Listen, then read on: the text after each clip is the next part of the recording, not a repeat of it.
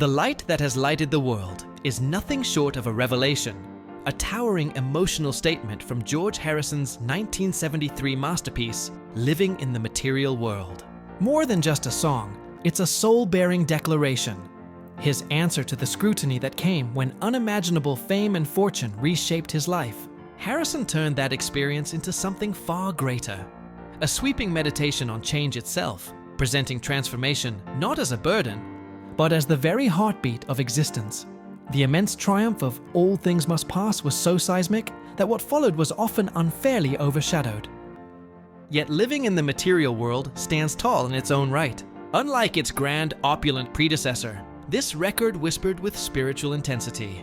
Its quieter surface concealed a depth that resonated like a temple bell, subtle, profound, and enduringly powerful. The light that has lighted the world was born not out of Harrison's own plans for stardom, but as part of a set of songs he envisioned for fellow Liverpudlian icon, Cilla Black. Their shared roots in Liverpool and the Beatles' orbit made such collaboration inevitable. When Harrison crafted When the Song is Sung as a potential single for her, he realized a B-side was needed. Thus, he forged this companion piece, weaving into it a theme that mirrored both their journeys. From modest beginnings to the blinding glare of celebrity, the song became a vessel for reflecting on that metamorphosis. At the same time, the track was deeply personal. Harrison had long felt the sting of judgment from those who once knew him, who now seemed to regard his evolution as a betrayal. In his memoir, I Me Mine, he lamented that people often treated change as though it were a crime against nature. Yet to him, change was the only constant. Day shifting into night, seasons cycling endlessly, life itself unfolding from birth to death. Change was not an interruption of the rule, it was the rule. That conviction pulsed through the song's lyrics.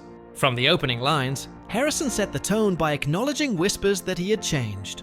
But he turned the accusation back on the accusers, noting that their bitterness etched itself visibly across their own faces, scars carved by the very negativity they carried.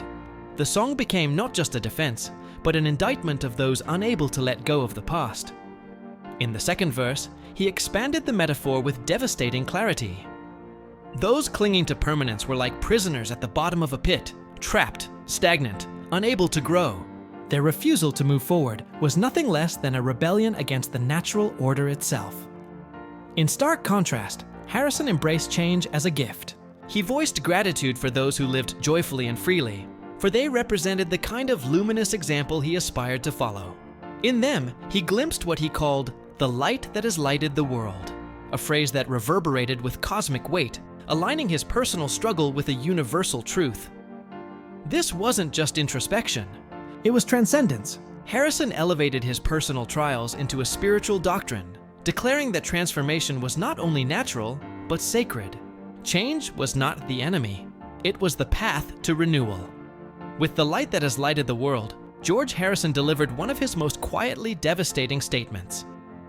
The track glows with humility, yet thunders with conviction, reaffirming his belief that life's essence is transformation.